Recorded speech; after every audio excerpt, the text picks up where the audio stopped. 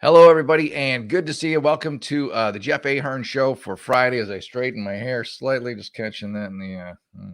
This is more. This is more than straightening can handle. This is haircut territory right here. That made it worse. All right. Well, I think I'm getting a haircut this week. I'm growing a goatee, so it's not just like he's got lazy. He's not shaving. Shave. I'm shaving around here to get the goatee popping. So I'm going to grow this goatee until people tell me they don't like it, and then I will succumb to public pressure and then get rid of it again. But yeah, I hope you're having a great week. Join me at jeffahern.com if you haven't already. Don't forget Jeremy's Razors, Ahern 15 for 15% off. You can get yourself some great shaving supplies there. And we'll get right into the news. And it's been it's all submarine all the time, basically submersible, if you will.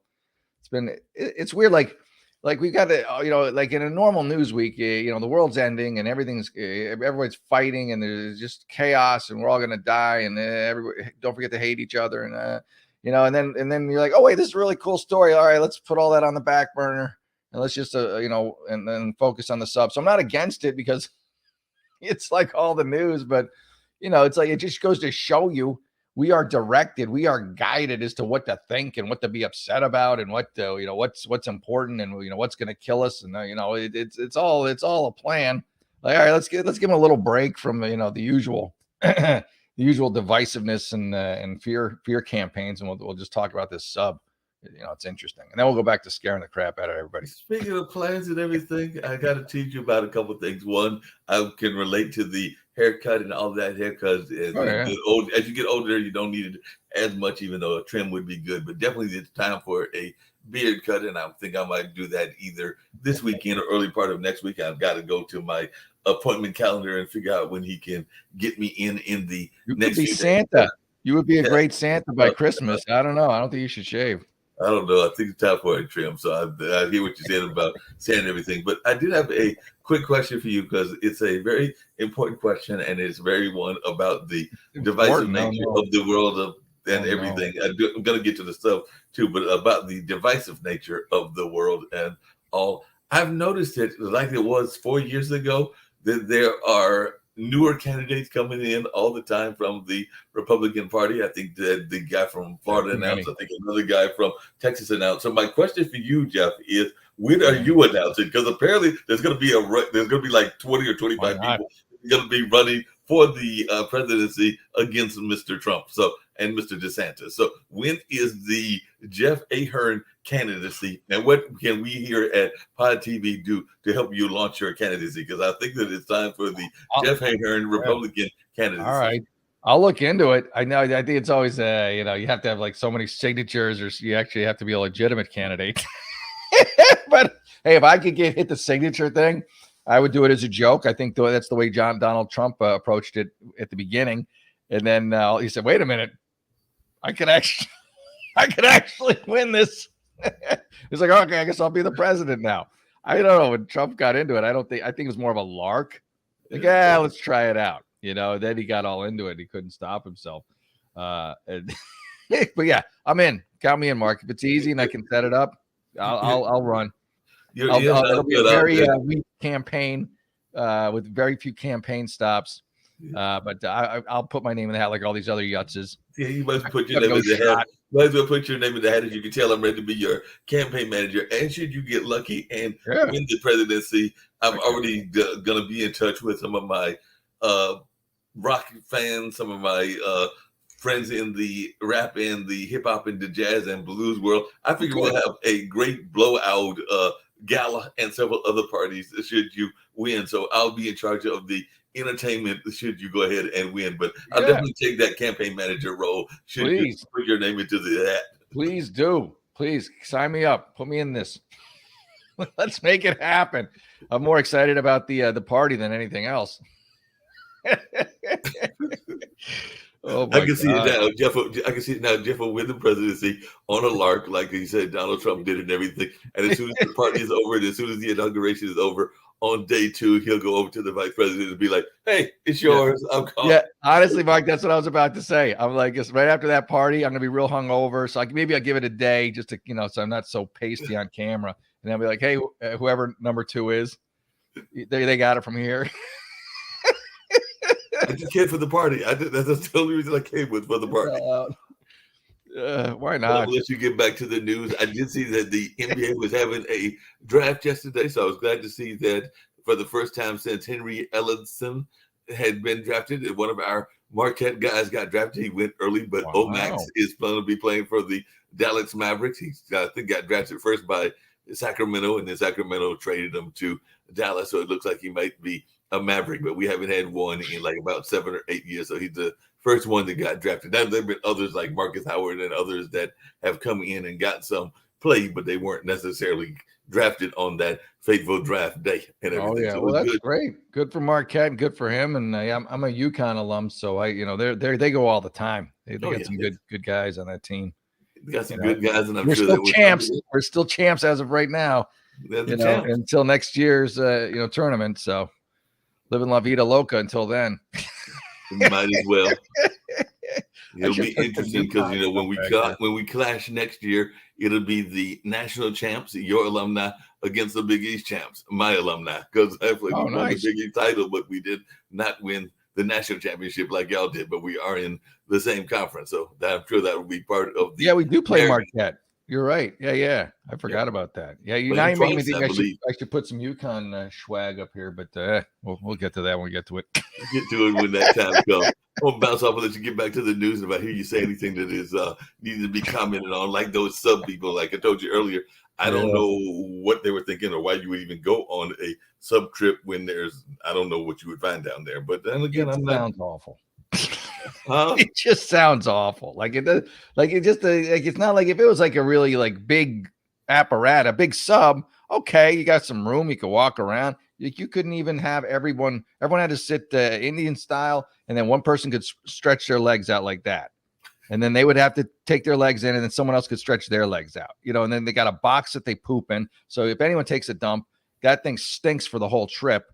It's not like that air's ever leaving the vessel. And like I said, I get some things that make sense to go to visit. I don't know what you go see in the Titanic ruins. Like I said, there's this mythological city that exists. So if they had said they were going down there to find Atlantis, at least I can go for that because there might be something that is actually down there that is Atlantis. Or even if they were saying that they were going to find, and I don't claim to be the most biblical or the most religious person in the world, but even if they were going to like down in parts of Israel to find maybe some missing scrolls, or I think at one point my understanding of the 10 Commandments is that they dropped, so maybe there's 2 or 3 that are missing, or maybe there's some periods that they were missing, and they went to go find those. Find some extra commandments that everyone's going to listen to.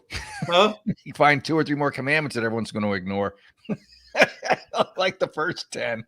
But I'm just saying, you barely handle the first 10, Mark. I don't know if you can. If they're going to take any more. But I'm just saying. But at least those are things that you could theoretically find, because as I said, definitely there's this notion that there's an Atlantis down there. I don't have any proof one way or the other, but at least there's a notion that there may be a mysterious city way down in the ocean. So that makes sense, because if there's a city, there are people and there's stuff, and you can have a whole adventure down there. And if there are lost items like in the Red Sea or the Dead Sea or whatever, then those kind of adventures I get. I followed enough of Indiana Jones and the Temple of Doom to get those kind of adventures, but I don't know that I follow going down to see something that I don't know what you're seeing. But no, it sounds terrible. It just sounds, the whole experience sounds like an ordeal. It just it from start to finish. I don't get how you could even get in the thing in the first place when you see the guy with the little Game Boy, or the PS3 controller. Like, I don't know how you see that and don't immediately leave this tiny cramped, MRI tube or whatever. Well, like I said, my sadness goes out because I do know that they perished and all of that, but just from a logical standpoint, I did not quite understand it. But I'll let you get back to the news. If I hear you talk about some stuff, I may pop back on. But definitely, that's my question: is I just don't understand it. But I don't get it either. It's and in the end, they shouldn't have. They shouldn't have. Hindsight is. I'd say hindsight's 2020, but honestly, you didn't need hindsight to know this was a bad idea. If you got on a good sub, if you got in there, you're like, oh, this looks like a submarine, not like a child's toy. literally with a child's toy controller. You know, I don't get it. And it's just sad. And then the kid didn't want to go, you know, but he went for his dad. Just sad all the way around. And then the worst part is there's like people like, oh, but they were rich, they deserved it. You're like, come on. There's a lot of nice rich people out there. I know you're told you're supposed to hate rich people by Democrats, but who do you think pays the taxes? Who do you think supports all the social services? Where do you think that money's coming from? You got nice rich people. I said it. You got jackasses. You got nice poor people. You got jackasses. You got nice middle class. You got it's even Stevens. The socioeconomic doesn't really determine it. It's just, you know what they say, making money makes you more what you already are. So if you're I'm glad you brought that up, because I invited a guest to come on to our news show, and I haven't heard back whether I think they are going to show sometime next week and everything. I got to double check, but they have written a book about the other side, and that is one of the questions that they have gotten asked before, and that I will probably ask them as well, because one of the questions that they have been apparently being asked is, if you are a jerk on this side of the world, does that make you a jerk on the other side of the world, or is there like some redeeming qualities that go on when you get to the other side? But that was you say like when you pass out, when you die, are you still a jackass, you know, in heaven, or in the when you become consciousness or whatever? Right. I would assume, hopefully, there's like a sieve or something that your consciousness would go through that would just get rid of all the crappy parts of it. And if there's like a reincarnation, you know, maybe slap it back at you when you come back again. Or give it to someone else to give to you. I don't know. Who knows? Karmic retribution. Karmic retribution. Maybe that's what it is. But I'll find out if they agree to be on the show. But you were saying that, I was going like, yeah, there is that. And then there's that whole notion that I know religious people talk about, which is that it is easier for it's something about a needle, but it's easier for that. That's a classic. It's easier for a camel to pass through the eye of a needle than a rich man to enter heaven. That's a crock. You think about how many there's a lot of nice rich people out there who do scholarships, who fund cancer research, who do like amazing work that wouldn't get done without them. Right. You're like, he's rich, he's got to be evil. Come on. You know, now don't get me wrong. There's some, you know, Austin Powers, you know, evil people out there too. But speaking of Austin Powers, speaking of Austin Power types, and a person connected with the network, I won't say who, and everything, was asking me yesterday about it. So I'm gonna ask you, as you are on the Republican side, but what is your thoughts about the evil empires that exist and the Illuminati and things along those lines? Because I did have somebody that asked me whether I thought that was a real thing that existed, and whether our entertainment people, politicians, and a number of other leaders were involved in that space. So just wondering, as a one that travels around in those circles, is there some secret society running around controlling everything? I don't think so. I think, you know, everything is controlled by elites. I believe that. I don't think it's like, you know, if you want to call it an Illuminati, then you can call it an Illuminati. But the people who have the power, the people who have the money, and are made in such a way that they like control as well, that's what they're going to do. And they're going to, you know, associate with other people who have similar beliefs. And then, you know, you got George Soros. He's leftist Illuminati. You know what I mean? If you want, he's a power broker. He makes horrible things happen. But you don't have destroying cities. You don't have the secret handshake. I figured you were a member of this group. You had the secret handshake that you have to do in order to do these things. Because apparently it's like supposed to be secret rituals and secret things, and then maybe even folks have given their lives away to the next dimension and all of that space. Because you also hear that part of the narrative as well. People are nuts. You know, you got all the whole Scientology thing. I mean, all this stuff people will just go for. It's crazy. So yeah, there may be some club out there, rich guys, you know, who slap each other a certain way to to signify that they're in the group. But I think the way they really do it is they just take out their mobile phone and they just point at their, you know, the balance in their bank account. They go, okay, you clear. Come on in. Come on in. Oh, yeah, I thought they all went to the Jeff Epstein Island, because isn't that Island? Some of them sure did. You know, and then you got like Hunter Biden.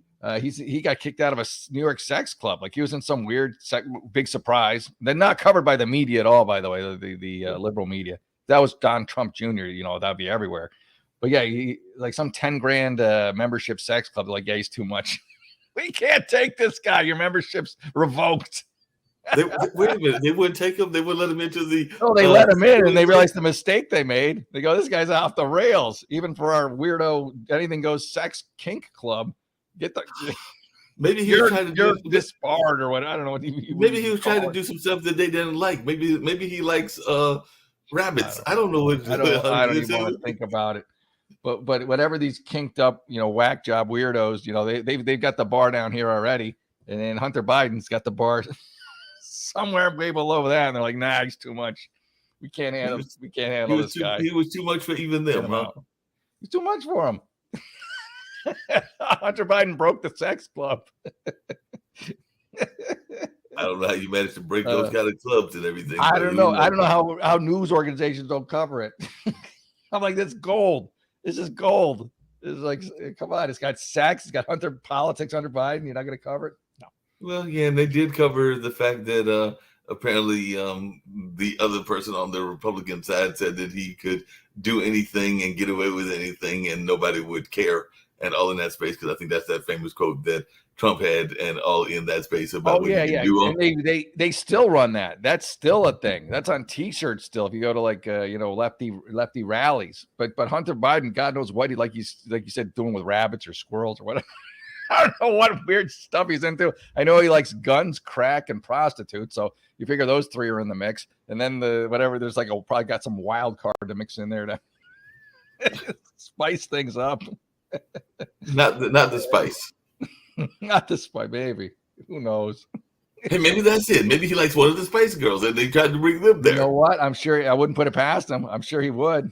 He'd pay top dollar, even though he's supposedly broke.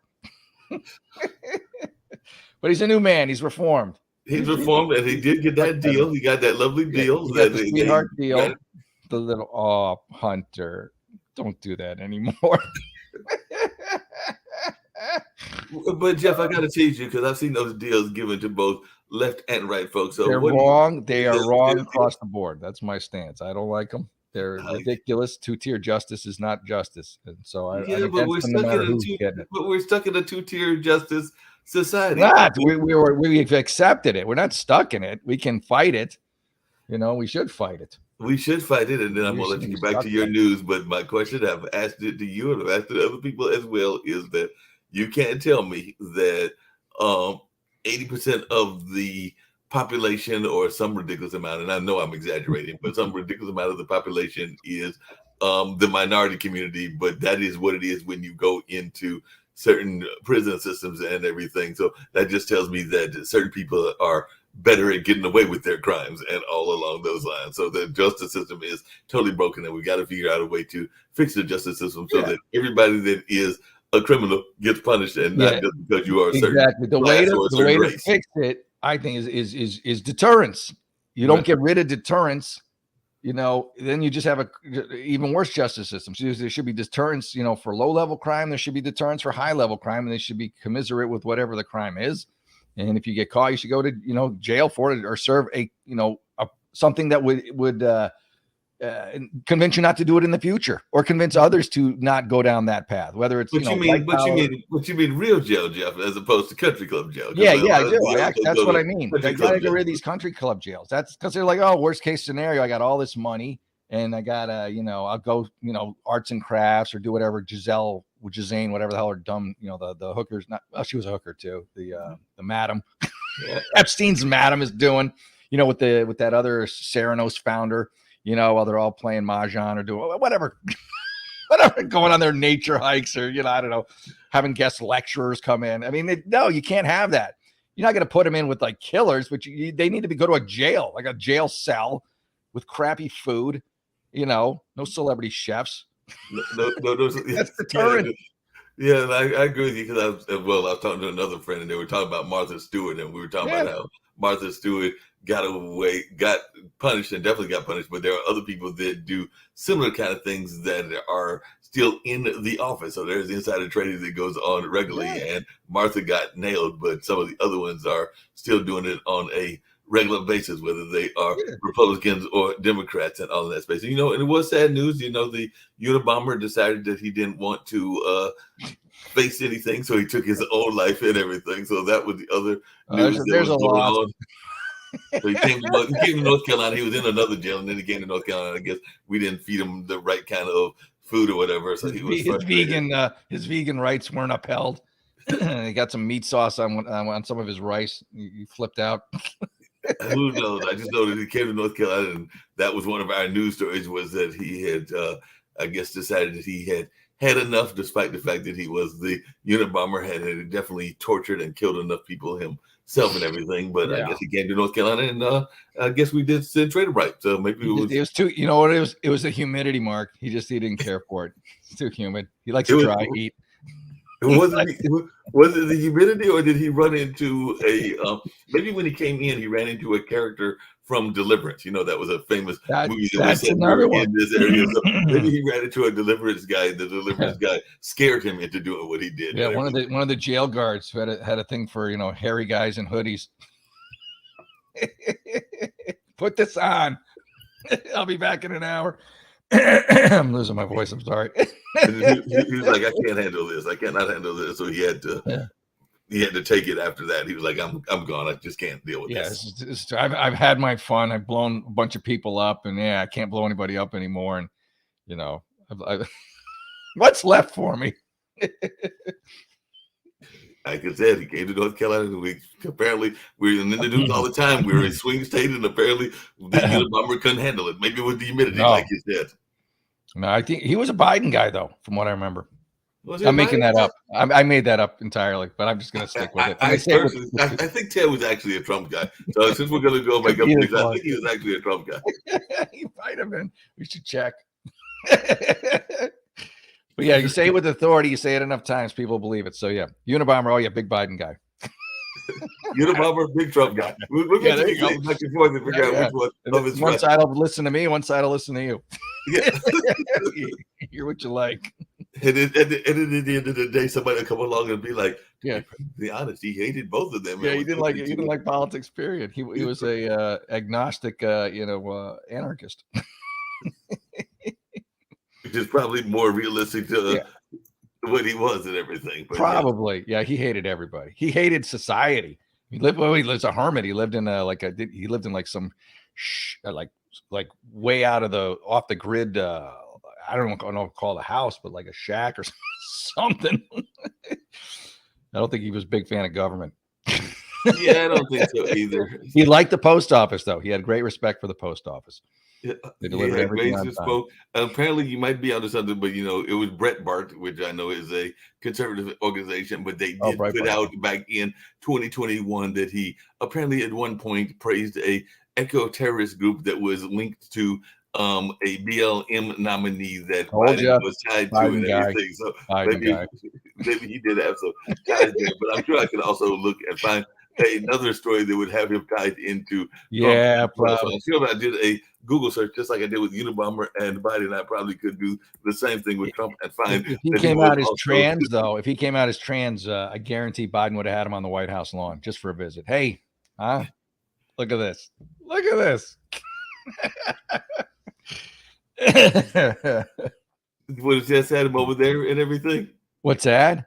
He would have just brought him in for the sake of it. Yeah, so you say you're trans, Biden will trot you out on the White House lawn for a photo op.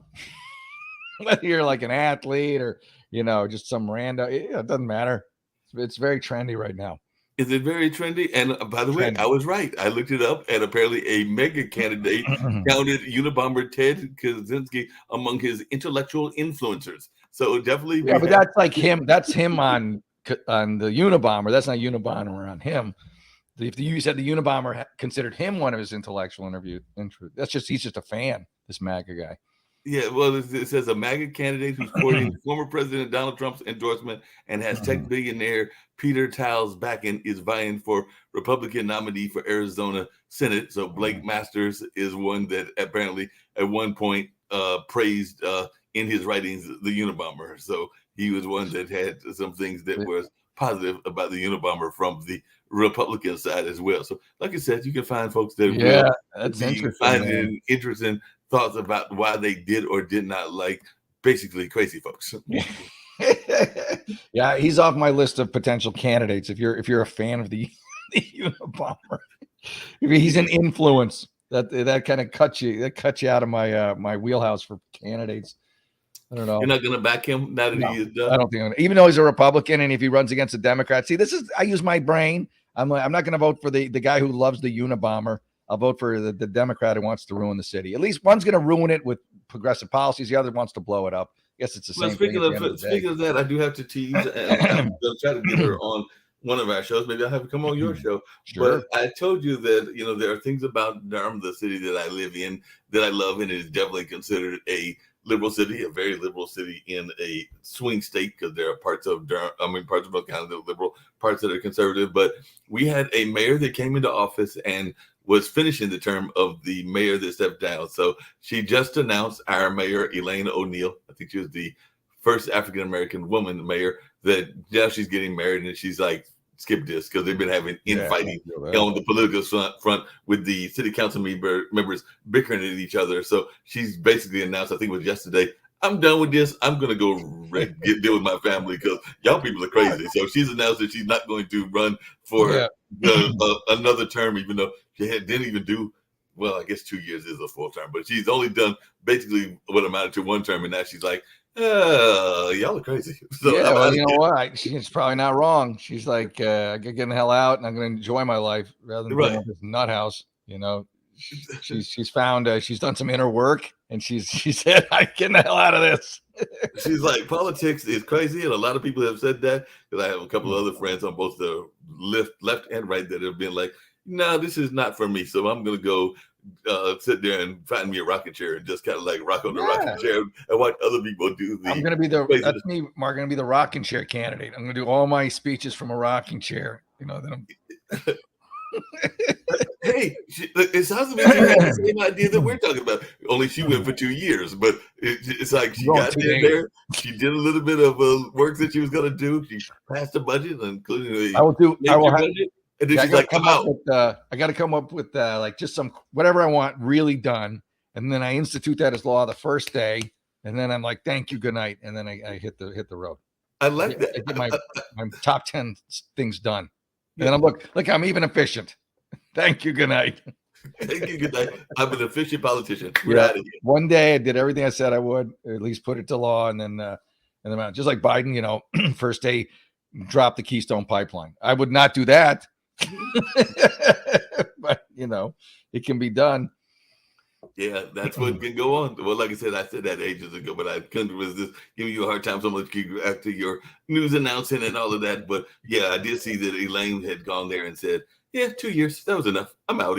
Yeah, good for her. I don't know her politics, but at least she'll live her life. She'll enjoy herself. If you're not happy where you are, move. Unless you live in a liberal city, then stay there if you voted Democrat, because it's not fair. You're just going to ruin some other city. New accusations about Rust. This is the Baldwin shooting. Baldwin killing, really. Manslaughter. That's not even manslaughter. Accidental. I don't know what they call it. Hey, he shot a person and she died. Alec Baldwin, Rust armor, charged, brother, after allegedly passing drugs off on day of shooting. Oh my gosh, she just gets worse. I mean, she seems like, if you're going to come after anyone, she would be the logical candidate. She was in charge of everything and apparently wasn't very good at her job. And you should also probably come after who the hell hired her? Why did she get hired? Was this like a diversity hire in a way? Was this, was she qualified? Was it a patronage? Not a patronage, like a nepotism hire, which I think she might have had someone in the, it matters. Merit matters. Don't hire people because you're doing your friend a favor because they're a friend of somebody who's also in the industry, or they're this sex or this race or this. No, just hire the person who's the best for the job, the most qualified person for the job. You don't have crap like this happen. But you can't do that in today's society. You have to take the merit, shove it out a window, throw it out a window, and then check off woke boxes without even looking at qualifications. Like, okay, well, this is what we need to make the rainbow. The rainbow that's all crooked and like falling down, and it's not really a rainbow. I mean, the colors are all there, but a rainbow it ain't. Transgender male boxer. Come on. Wait, male boxer? I'm confused. I can't keep up. There's too many. I gotta do math now. If someone tells me they're transgender or this or that, I got to do math in my head. Like, well, what is the biological sex? That's what I'm trying to suss out. That's what I'm trying to get to. So I know if it's fair or not that they're boxing. So against a male or female. Transgender male boxer Patricio Manuel picks up third victory Picks up victory in third career fight. Now, what does that mean? Does that mean it's like he's got a beard? Now, if it's a woman going into a male sport, I'm fine with that. They're at a distinct disadvantage. If they can win, and good. But if it's a biological male going into a female sport, that's cheating. It's corrupt. It's sad and pathetic. That's just my opinion. Garland faces Hunter Biden questions. I gotta see. I'm gonna check. So what I can say, what is the guy? What is the guy? What biologically? What is he? Third career, Manuel tops Alex Gutierrez. Oh, so maybe it's a female who went male. Well, in that case, yeah, more power to you. That's not an easy thing to do. I guess. Yeah. I don't know. I can't get into this. There's too much math to figure out who's a man and who's a woman.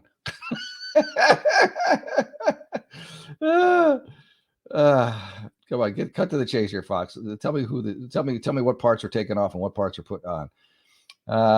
Wikipedia is a wonderful thing. So I found out about this particular person, Patricio Manuel, nicknamed Chakahate, is an American professional boxer. In 2018, he became the first publicly transgender boxer in the history of the United States to have a professional fight. He fought his last fight as a woman in 2012 against Tyara Brown. Wow. His next bout was in December 2018 after his transition, where he took on Julio Aguilar and won by unanimous decision. So apparently this particular person was born as a woman, to answer your question. And then bravo. That's very impressive. That's can I call him a stud? It's a stud.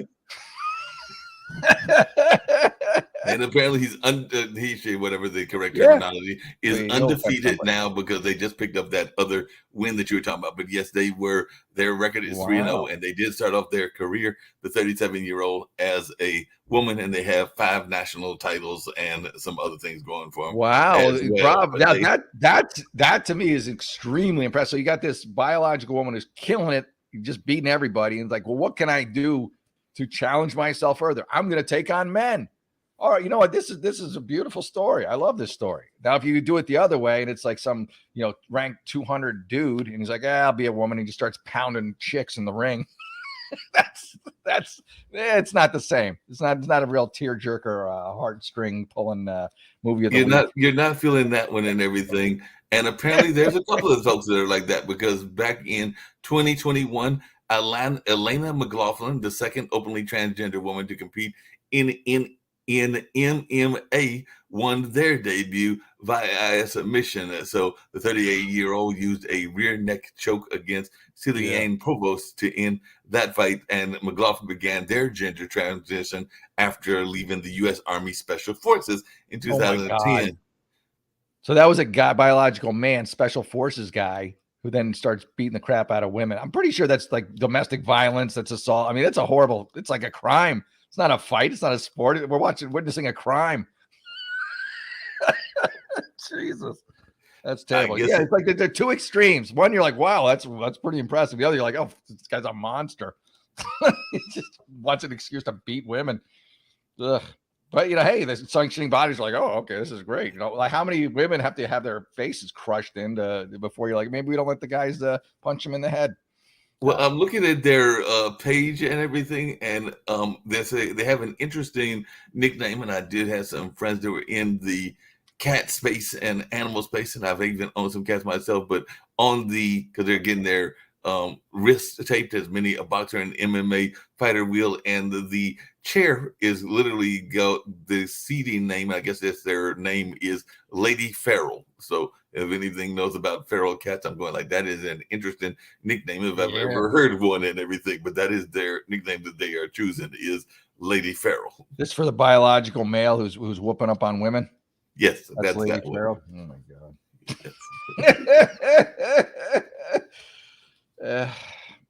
I don't care for him. Well, this is what they said in the quote. And like I said, this was from 2 years ago, and I know you probably won't agree, but 2 years ago they said, if we want to see more trans athletes, if we want to see more opportunities for trans kids, we're going to have to work out ways into those spaces and make it happen. McLaughlin told Outsports, it's time for trans folks to be in sports and be more normalized. That is what that particular person you know said. What? That's what I have no problem with trans people being in sports, biological males, but they who want to be women. but they need their own league. That's fair. Now it's not, the fact that like people are sort of coming to their senses, but there's still like, you can't say it or you get canceled. I mean, it's absolutely insane. Like you're just pointing out the obvious. You should not have especially in a combat sport, have a biological male. You know what? I just saw a video the other day. It was kind of funny. It's like Marine basic training. There's like, and they have the big like American Gladiator things where they're like the big Q-tips, and they got their helmets on. And there's a biological woman who's a woman. No one's trans in this. And then there's a man who, if he says, "Oh, my name's Sheila today," could literally compete against this woman in an MMA fight. So they go together. The guy comes running in, just levels her. She's like, I'm like, thank you. That's it in a nutshell. You got a biological male against a biological woman. That is generally speaking going to be the end result. It's completely unfair. Well, apparently, people will be like, this is progress. Well, apparently there is violence against women. Apparently, there was a conversation that went on earlier this year, I think back in February, where one of the boxing agencies, I think it was the WBC, the World Boxing Council, has proposed transgender boxers should have their own division rather than fight in the existing male or female category. So the WBC is the first of boxing's major bodies to join other sports in considering introducing laws regarding transgender participation, announcing proposals for a specific category for transgender fighters. The proposal was announced back in December and remains largely hypothetical and has drawn a mixed response, of course, from the transgender boxers. So they want to cheat. Critics have called the move dehumanizing toward transgender athletes. Dehumanizing. It encourages permanent segregation as well as the unnecessary as well as being unnecessarily given. The WBC does not have a single transgender boxer that it sanctions. So they were also saying that maybe they're getting ahead of the game and all in that place. It needs to be, they have to have their own league, and then it's fair. You either do what woman transitions to a man, and then, okay, do whatever you like. That's fair. You're at a distinct disadvantage. So, more power to you. Or you have that person we were talking about, the Patricia, that was a woman. They did have a quote, but another transgender boxer, trailblazer Patricio Manuel, does not share the same view, saying it was heartbreaking to have the WBC, a leader in my sport, argue that I don't have a place in the ring as a man. See, I agree with him. If you're a female, you have every right to try your luck against males, because biologically you have the deck is stacked way against you. But the problem is, if you have a transgender league, we have to be fair to the men who want to assault the women, and not let this woman who wants to compete as a man be in there. So he gets screwed on the deal, which it stinks for him. But at the same time, but that's the world we live in. There's this cockamamie, no common sense. Everybody's a victim. It's also stupid. It's like, use your brain. And this is a 2-second decision. Okay, if you're a woman and you want to fight against a man, all right, good luck. If you're a man, you want to fight against a woman, no way. It's not going to happen. It's all right, done. Sign it off. That's my first law, Mark. That's your first law. Day one on my 1 day as president. Your 1 day as president? That's so you're going to back Patricio if she wants to continue their record of because apparently they're whooping up on some man. They whooped up on at least 5 or 6. So if they want to keep this record going and become maybe undefeated, you're perfectly fine. Yeah. And then the guys that he beat, they can then become transgender. They'll become, if what they want to do is they'll become transgender, go the other way, and then they'll be, they'll win their whole division. Even though they're really mediocre as male athletes, they'll start punching the faces into these poor women. So they're going and people are like, progress. That's the worst part, is the liberals just like, this is great, isn't it? So you're watching an assault on the street, you would be calling the police. Yeah, but and I got to teach you again about your favorite person, because what's his name? Our former president say that he could pretty much not just assault a woman, but also grope a woman, and nobody would say anything. And it does seem like he, as well as some Democrats, I think that both Republicans and Democrats have groped at some folks and groped against even some underage. Biden's a groper too. Let's not forget that he chased a woman out of the country who had very credible claims against him that the media ignored. because it was Biden and not Trump. That's the problem. They're on the Why same you can't be. that. That's the problem why you can't be president. I've got to figure out a way to do damage control and spin control as your campaign manager, because I know that you're happily married and you've got, I think, a kid or two and everything. You haven't groped enough people, so I've got to figure out how to damage control the campaign, because both Biden and Trump have been in that groping area and have done some things in that space. So I think that's part of what you need to do to be a successful candidate. Right. So I've got to do some damage control, some spin control, because you are living too good of a life and you're not doing enough bad things. That let me drink some more coffee. I'll go out get. I'm not gonna grope anybody, but I'll paw. How about that? I'll paw. You paw. Paw. That's the best I can do. I'm not gonna do a grope. I'll just I might have touched something. Tap him on the shoulder, and maybe just a tap on the shoulder might accidentally graze some other part of the body. I'll go for a slide, or you know what I'll do for the classic Seinfeld full stop. I don't know if you remember that one. Yeah. That was the movie with George's dad, where he would hit the brakes and then throw his arm this way to hold the woman, but really it was just a cop of feel. So we got to have I'll full stop. I'll full stop with somebody. Okay, that'll work. I need pictures of that so we can get it on Instagram and help the campaign, because that's the only way we got to go viral. It's all about the viral in the influence. Put a camera in the car so everyone can see it. I'm like, oh no, it's a squirrel ran out in front of the car. You can see your wife now sitting there going like, he does that all the time. It's okay. Yeah, that's his move. That's his signature move. that was the bit in Seinfeld. That's my move. Like Kramer, full stop with his wife Estelle, I think. I'm watching too many Seinfeld clips these days. That's what I feel like. Seinfeld is good. I need to go back and watch some Seinfeld myself, and maybe even watch some Frasier, even though a lot of people were. Frasier, I like Frasier. I met Daphne once. I was doing audience warm up, and she was a guest on Craig Ferguson's show. She was a sweet lady, very nice lady. And I know her name's not really. I don't think her name's actually Daphne. I wish I could remember her real name, but she was very nice. She was the character that played on the she was the maid. She was the maid, I guess, right? She was the housekeeper, the helper for Frasier's dad. But yeah, she was really cool. She's a very nice lady. Jane something is her name. I think it is. Yeah, Jane something. Hold a second. Reese, maybe Jane. Jane Levy's. Daphne Crane is a fictional character on Frasier, played by Jane Levy's, Leves. So yeah, she's a nice lady, and apparently she's from Manchester. So maybe she's over there enjoying the fine stuff that is going on in politics from that neck of the woods. Because I do know that people are still trying to figure out whether Meghan and Henry and the whole gang will ever be fully accepted by Charles and everything, and I'm going like, well, they will take him back with open arms as soon as he dumps the trailer trash, dumps the gold digger. When he cuts. Once Megan leaves, then they'll take him back. But welcome him back with open arms. They'll be like, hold on a second, I gotta tease you about something, because you said that she is trailer trash. I don't know enough about Megan or anything. I'm exaggerating. I don't like it. Hold on a second, but it did run out of power soon. But did the current king also have like some little side woman Camilla dealing with it that is now his queen? So I don't know that we can really go there when Camille was the side chick and now she's the main chick, because she's the main chick. Well, I think the thing was like he and if my power runs out, consider that my goodbye. But if I get it in, the Camilla was the side chick.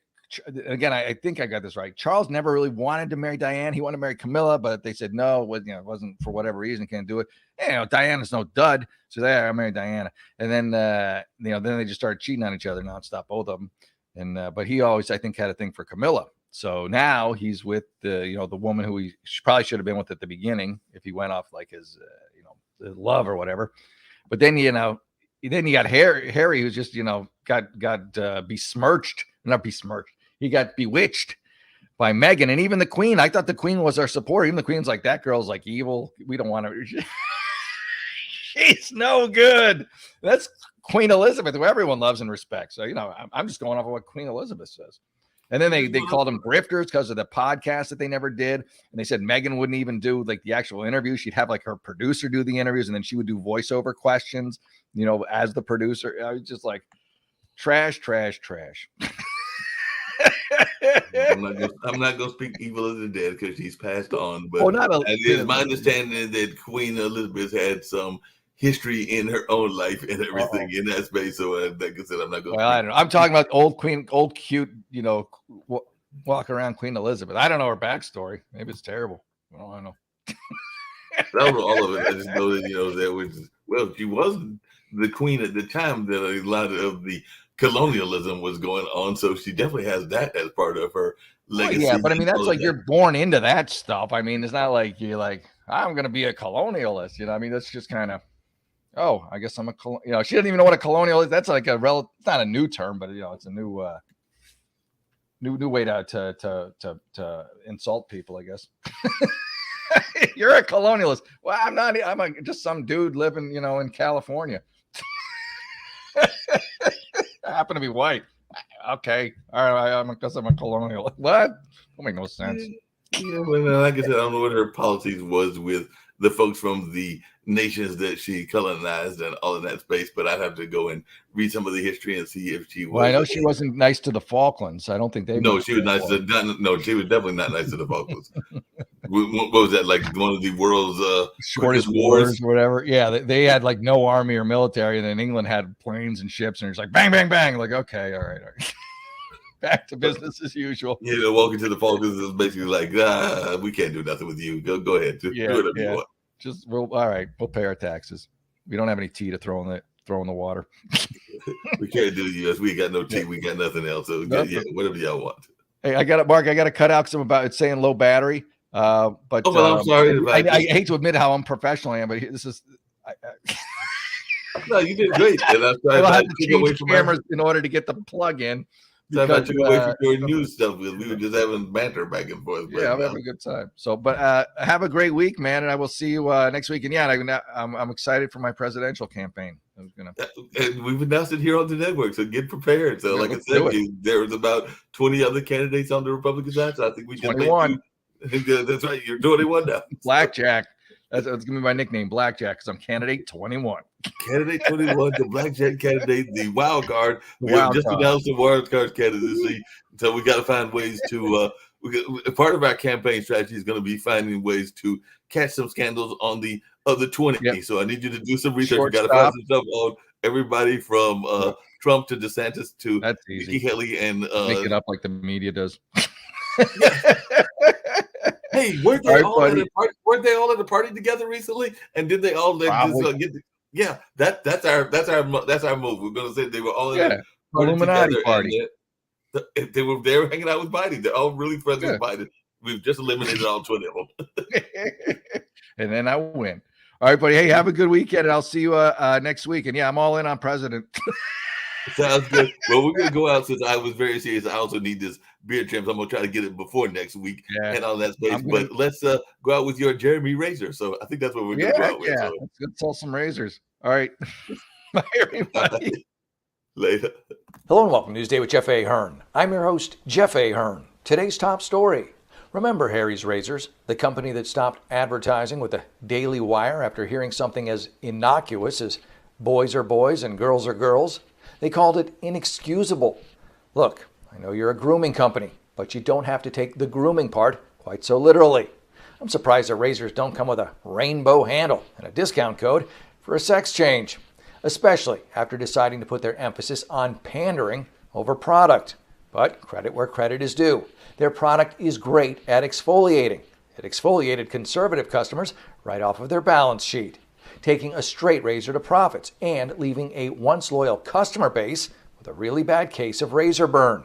And for what? Not being in lockstep with leftist wokeism?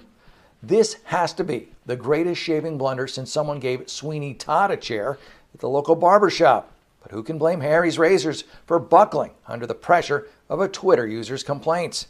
I mean, this guy had 2 followers. Look out, Kim Kardashian. Here comes, what's his face? And I bet one of his followers was probably trying to sell him crypto. Harry's claimed they were pulling their ads due to a values misalignment. What values? Woke grandstanding? Progressive preening? All you did with this woke publicity stunt was make your entire company as disposable as your razors. Because there's a new shave in town, Jeremy's Razors. Because I don't want another woke lecture. I want a tungsten handle, flip back trimmer, shave fit for a man. Blades sharp as truth that cut through bearded stubble like common sense cuts through liberalism. A razor for deep shaving deplorables, for flyovers with facial hair. A man's razor from a company still willing to admit there's such a thing as a man. Let Harry's go in on the trans market. I guess they figure those guys are going to shave more than most people anyways. Especially if they want to appear even remotely feminine. I mean, it's bad enough you're going to break every female sports record while sporting male genitalia. So why do you got to rub it in sporting a 5 o'clock shadow? It's time to take a stand against woke cancel culture with a great clean shave. And don't forget to lather up with Jeremy's shaving cream before you do. Made with green tea oil to calm irritation and reduce redness. Almond oil, which creates a cushion for your blade. And cocoa butter, which reduces bumps. All available at jeremysrazors.com. Go there right now and use promo code Ahern15 to get 15% off your next purchase. Stick it to the man, or whatever Harry's identifies as. So head over to jeremysrazors.com and tell them Jeff sent you.